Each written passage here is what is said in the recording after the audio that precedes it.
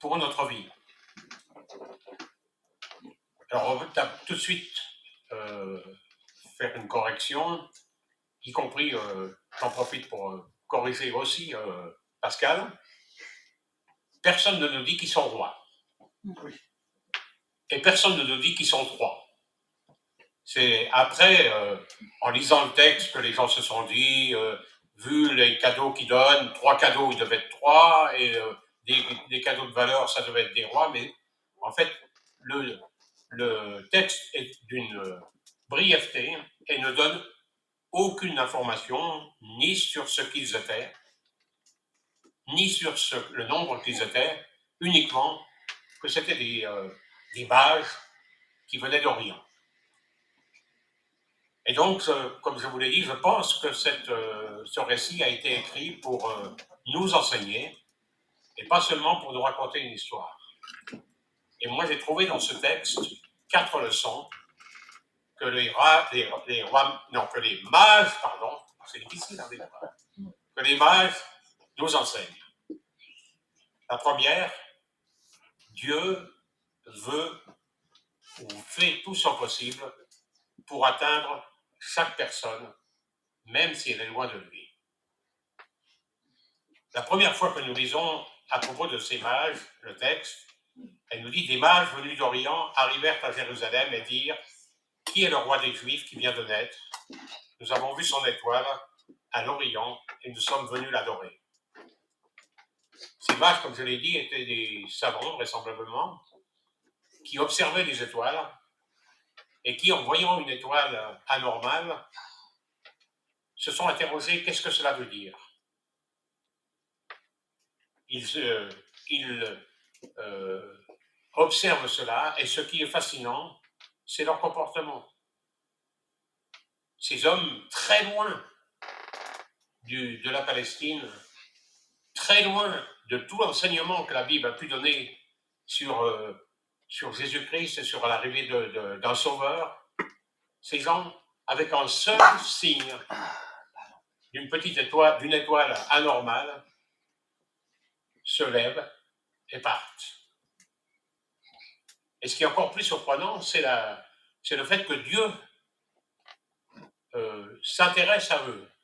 Le fait que Dieu, enfin plus que ça, le Seigneur a utilisé 2 messagers pour annoncer sa nouvelle, la nouvelle de la naissance de Jésus. Des bergers, qui étaient des personnes de basse condition en Israël. Et puis des rois mages en Orient. C'est-à-dire des rois mages, loin de Dieu, loin physiquement.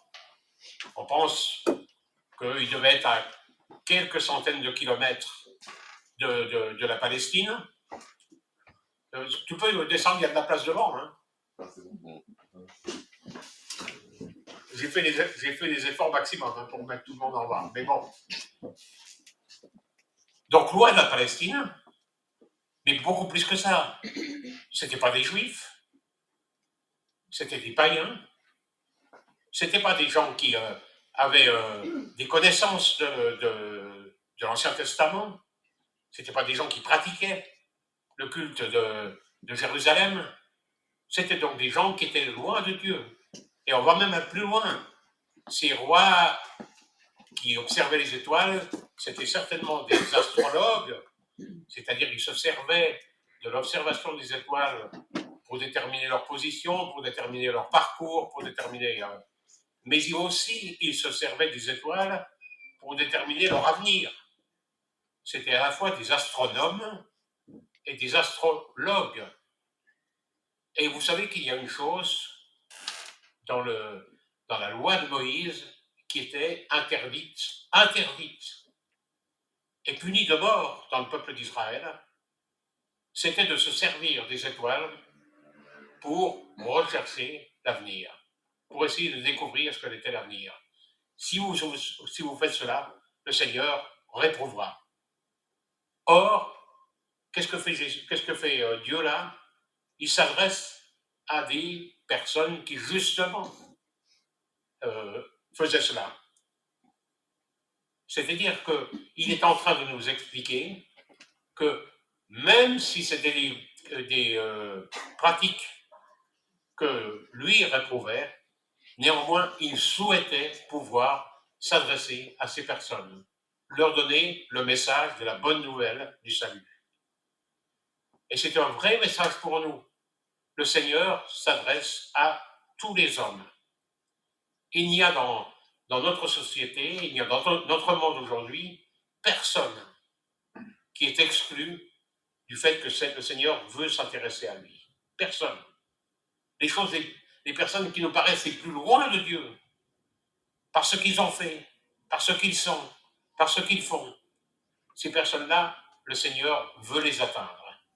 Le Seigneur veut que tous les hommes soient sauvés et parviennent à la connaissance du salut. Vous connaissez ce verset. Et c'est donc un vrai enseignement pour l'Église. L'Église ne peut pas faire de discrimination. Elle a pour vocation de s'adresser à tous les hommes, tous, quels qu'ils soient, ceux qui paraissent les plus loin du message de l'Évangile. Néanmoins, le Seigneur s'attend à ce que nous ayons le souci de les atteindre.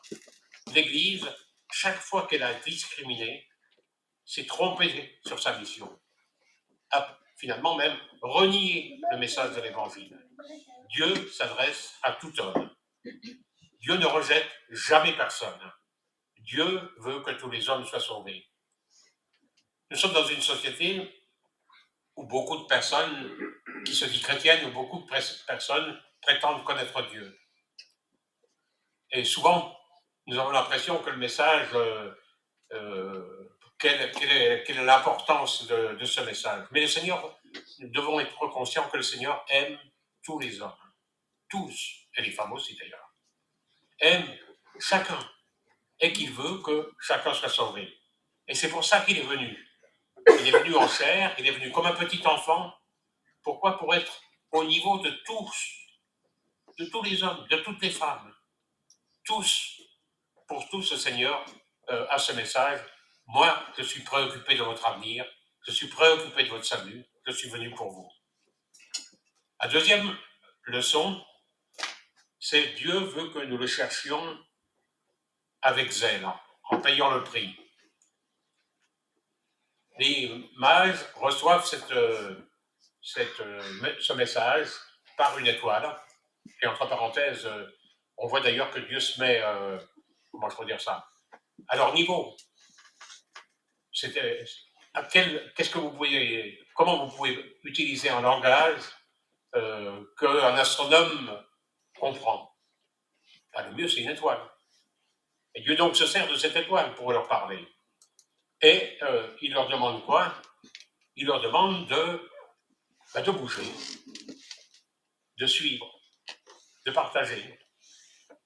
Et ce qui est frappant, c'est qu'avec le peu de connaissances que ces hommes avaient, et bien ces hommes, finalement, partent.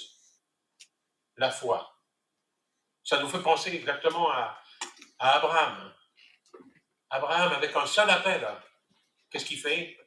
Il quitte son pays, sa famille, pour aller là où le Seigneur voulait qu'il aille. Et les mages font effectivement exactement la même chose. Avec un seul petit indice d'une étoile qui semblait leur annoncer quelque chose d'anormal, ils partent. Et puis ils partent en payant le prix. Certainement, je vous l'ai expliqué, plusieurs centaines de kilomètres, donc plusieurs mois de voyage, donc une implication importante.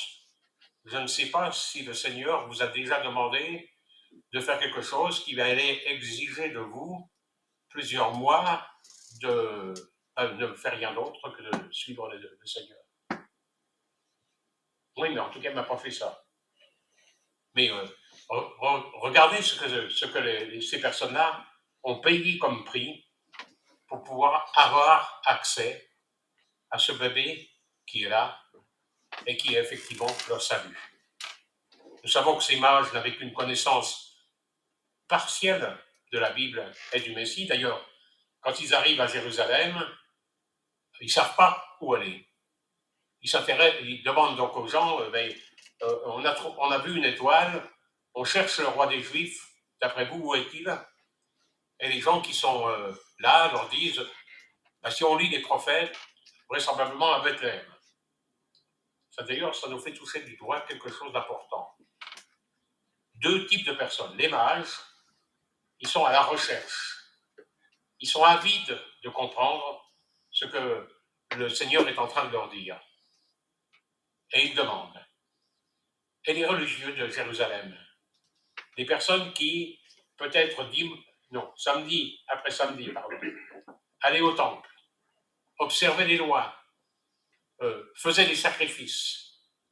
Tous ces gens-là, quand on leur dit un roi est né, bon, peut-être à Bethléem, aucun ne fait l'effort de se déplacer de 6 kilomètres.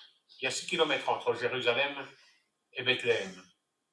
Aucun ne fait l'effort par rapport à ces mages qui ont fait des centaines de kilomètres. Et cela nous interroge aussi. Combien de fois on passe à côté de ce que le Seigneur veut faire avec nous, tout simplement parce que nous ne sommes pas prêts à payer le prix. Le roi Hérode, qui s'intéresse un petit peu, alors c'était vraisemblablement une crainte de sa part. Et on le sait la suite, puisqu'on sait qu'il va après, en craignant l'arrivée de ce roi qui pouvait être un concurrent, donc il va détruire en fait, je cherche le mot, tuer en fait tous les enfants. Alors on ne sait pas exactement si c'est les enfants de la région, si c'est simplement les enfants de Bethléem, mais en tout cas, faire ce qu'on appelle ce massacre des innocents. Le roi Hérode, donc, envoie les mages chercher l'enfant et leur dit, quand vous l'aurez trouvé, revenez et vous me direz où c'est. Ça aurait été bien qu'Hérode se déplace et aille rencontrer, puisse découvrir le message de l'Évangile. C'était un roi cruel, ça aurait été formidable, mais il n'a pas fait l'effort.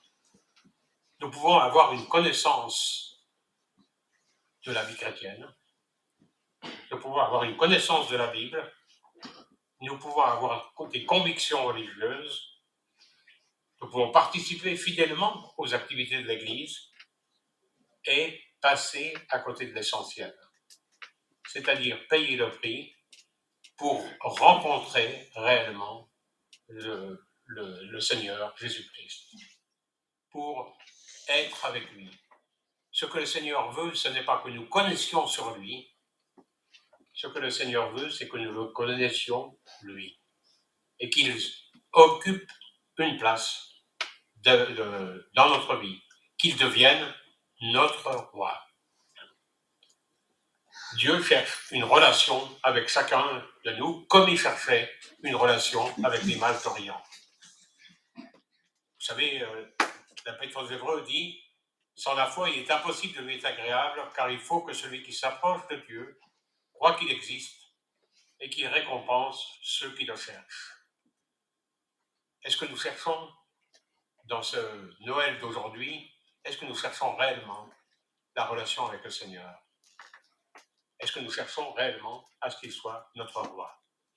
Les mages ont été récompensés de leur cheminement, du prix qu'ils ont payé, parce qu'ils ont pu adorer le Seigneur et le reconnaître comme roi. Ou sommes-nous comme les chefs religieux qui pensent accomplir leur devoir, simplement leur devoir religieux, et qui oublient l'essentiel, de faire de ce sauveur celui qui effectivement domine dans leur vie. Troisième leçon, nous devons adorer le Christ.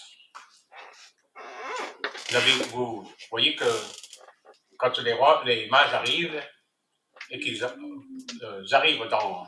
Alors on ne sait pas si c'était la crèche ou si c'était un local que peut-être Joseph et Marie et l'enfant Jésus occupaient. Mais en tout cas, ils arrivent auprès de Jésus et ils l'adorent. Ils l'adorent en se prosternant et en offrant des cadeaux. Se prosterner, c'est accepter, affirmer notre soumission à celui devant lequel on se prosterne. C'est faire de lui, ce que j'ai dit tout à l'heure, faire de lui notre roi. Et les mages, en faisant cela, finalement, c'est ça qu'ils expriment. Et le Seigneur s'attend à ce que, si nous approchons de lui, si nous entrons dans la connaissance avec lui, que nous puissions être de ceux qui se soumettent. Comment je pourrais dire, la marque du chrétien, c'est la soumission à son roi, à son Dieu. Et l'autre chose qui est importante, c'est qu'ils adorent en apportant des cadeaux. Pour rappeler que le commandement essentiel de Dieu pour chacun de nous, c'est tu aimeras le Seigneur, ton Dieu, et tu l'adoreras lui seul. L'adoration, dans le culte qui avait été institué par l'Ancien Testament, c'était toujours un sacrifice. C'était une bête qui était offerte, un taureau, un agneau qui était offert en sacrifice d'adoration. Et je pense que ça nous rappelle aussi quelque chose. L'adoration pour nous, ce n'est pas des mots, ce n'est pas des chants. L'adoration, c'est quelque chose qui doit coûter dans notre vie. C'est peut-être des choses matérielles. On peut adorer dans ses offrandes, on peut adorer dans le temps qu'on donne avec le Seigneur, on peut adorer dans les choses les choses que nous disons pour le Seigneur. Adorer, ça doit être quelque chose qui nous coûte. Chacun de ces cadeaux pour les mages était important. Et d'ailleurs, ils nous renseignent sur quelque chose qu'ils avaient découvert. De l'or. L'or, c'était en fait distinctif de leur royauté. Les mages sont en train de dire, cet enfant qui est dans la crèche, cet enfant-là, il est roi. Le deuxième, c'était de l'encens. L'encens, c'était le symbole du culte. L'encens, dans le temple de Jérusalem, était en fait dispensé par les prêtres. Et c'est ça que les mages sont en train de nous dire. Ce bébé qui est là, il est en fait prêtre. Il est en train d'être celui qui nous apporte le salut. Et le dernier, c'est la myrrhe. Et vous savez que la myrrhe, c'était ce composé odorant qu'on utilisait pour embaumer les corps de ceux qui étaient morts.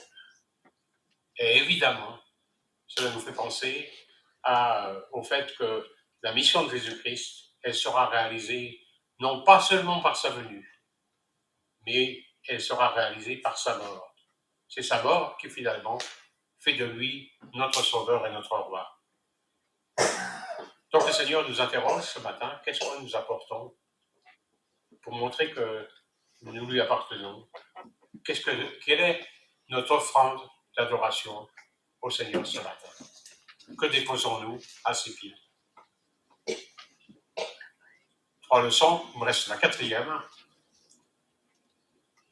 Accepter d'être conduit par l'Esprit de Dieu. Les mages ont obéi à la direction divine. Ils ont obéi pour aller jusqu'à Jérusalem. Ils ont obéi par la voix de ceux qui étaient à Jérusalem pour aller de Jérusalem à Bethléem. Et finalement, ils ont obéi aussi à une autre chose que le Seigneur fait avec eux, c'est-à-dire qu'il leur envoie un rêve, et en rêve, il leur dit qu'il est préférable qu'ils ne repassent pas par Jérusalem et qu'ils n'avertissent pas le roi Hérode. Ils ont accepté d'être conduits par le Seigneur. Conduits pour l'adorer et le suivre. Étant avertis en songe de ne pas retourner vers Hérode, ils retournèrent dans le pays par un autre chemin. Même si les mages avaient trouvé l'enfant Jésus, s'ils avaient compris qu'il était roi, s'ils l'avaient adoré, eh bien, ils n'avaient pas fini leur course. devaient rentrer chez eux. Il nous faut nous rappeler que nous avons certainement fait un parcours avec le Seigneur, mais nous n'avons jamais fini la course. Jamais. Ou seulement quand nous l'aurons fini, c'est quand nous serons avec lui pour toujours. Le Seigneur nous invite toujours à le suivre. Nous devons continuer la course jusqu'au bout. La vie du chrétien, c'est un pèlerinage qui va jusqu'au bout. Le point est clair pour nous, c'est pas parce que nous avons cherché le Christ et que nous l'avons trouvé que nous sommes au bout de notre chemin. Nous avons encore des choses à vivre avec lui, encore des choses à découvrir, encore des choses à accepter et à obéir. Nous devons être donc pour cela ouverts à son esprit, ouverts à sa parole, ouverts à la manière dont Dieu veut nous parler. Vous savez que, comme le dit l'apôtre Paul, Dieu nous parle d'une manière ou d'une autre, de différentes manières, par sa parole, par la prière, par l'Église, par les partages que nous pouvons faire. Le Seigneur nous invite à entendre ce message et à suivre son esprit. Et ainsi à marcher sur le chemin qu'il marche pour nous et nous éloigner des choses qui peuvent nous empêcher de comprendre que le Seigneur est notre roi, notre sauveur. Pour terminer, nous interroger, où est-ce que nous en sommes aujourd'hui, chacun de nous? Suis-je celui qui est loin de Dieu et que Dieu veut à tout prix atteindre? Sommes-nous prêts à entendre sa voix si nous avons l'impression que nous sommes loin de Dieu? Mais ensuite, est-ce que je suis prêt, quand j'ai entendu ce que le Seigneur me demande, à payer le prix et à m'engager par la foi à vivre avec lui?